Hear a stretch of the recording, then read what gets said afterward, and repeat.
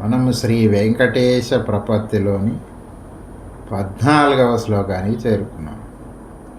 శ్రీ వెంకటేశ సుప్రభాతము, స్తోత్రము, ప్రపత్తి, మంగళాశాసనము ఇవి అర్థపూర్వకంగా చదువుతున్నప్పుడు ఈ శ్లోకం దగ్గరికి వచ్చి ఆగిపోయాను.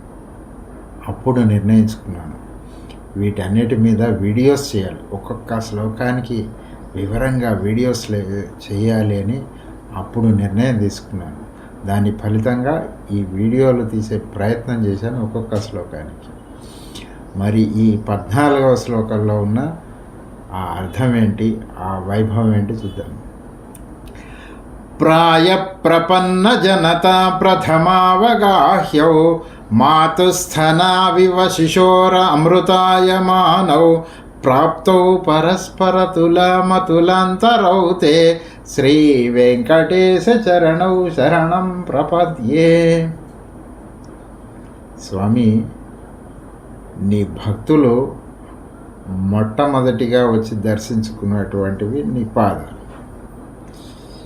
ఈ పాదాలకు ఈ యొక్క లోకంలో, ఈ జగత్తులో ఇంకా ఏదైనా పోలిక ఉందా అని వెతకటం ప్రారంభించాను స్వామి.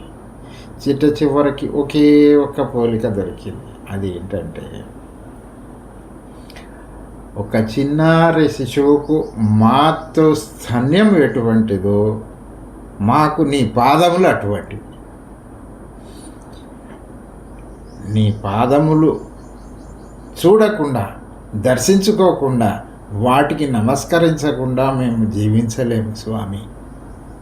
అలాగే మాతృస్థన్యం లేకుండా ఆ శిశువు కూడా కొనసాగలేదు స్వామి. ఇది తప్ప ఇంకొక పోలికే దొరకలేదు స్వామి.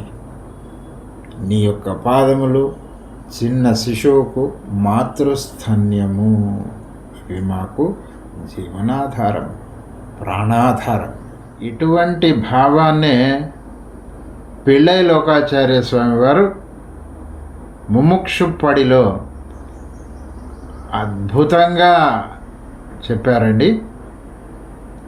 శేషి పక్కల్ శేషభూతన్ ఇలియుం తురై ప్రజై ములైలే వాయ్ వైక్కుమా పోలే. అంటే శేషి అయిన భగవానుని వద్ద శేషభూతుడైన జీవుడు ప్రవేశించే రేవు, చోటు. శేషి అంటే ఆయన ఈ సర్వ జగత్తుకు యజమాని, అధికారి. అతనికి సంబంధించిందే ఈ జగత్తు. ఈ శేషభూతుడైన జీవుడు అంటే సేవకు, పరమాత్మకు సేవకు. ఈ యొక్క ఈ ఓడ ప్రవేశించేటువంటి ఆ రేవు ఉంది కదా, అది పరమాత్మ యొక్క శ్రీపాదములు చెప్పారు ఆయన. దీనికి వారు కూడా ఏం పోలిక చెప్పారంటే, శిశువు తల్లి స్థనాన్ని నోటిలో పెట్టుకునే విధంగా శేషి పక్కల్ శేషభూతన్ ఇలియుం తురై ప్రజై ములైలే వాయ్ వైక్కుమా పోలే. ముముక్షుప్పడిలో చెప్తారు. ఎంత అద్భుతమైన భావం. దాన్ని ఇక్కడ ప్రతిఫలిస్తున్నారు అన్నన్ స్వామి వారు.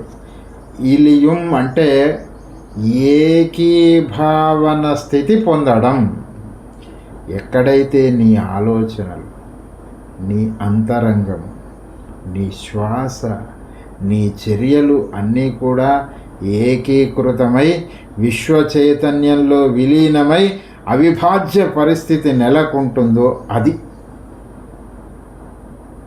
ఈ సన్నివేశం రెండు సందర్భాల్లో జరుగుతుంది. ఒకటి, శరణాగతుడు వెంకటేశ్వర స్వామి పాదాలు దర్శించినప్పుడు. 2, శిశువుకు మాతృస్థన్యం అందినప్పుడు. ఈ 2 జీవనాధారములు అమృత తుల్యములు. ఇవి లేకపోతే అది మరణ సదృశం. ఏమి అద్భుతమైన భావాన్ని పలికించారండి అన్నన్ స్వామివారు. వారి పాదాలకు సాష్టాంగ దండ ప్రణామం. స్వస్తి.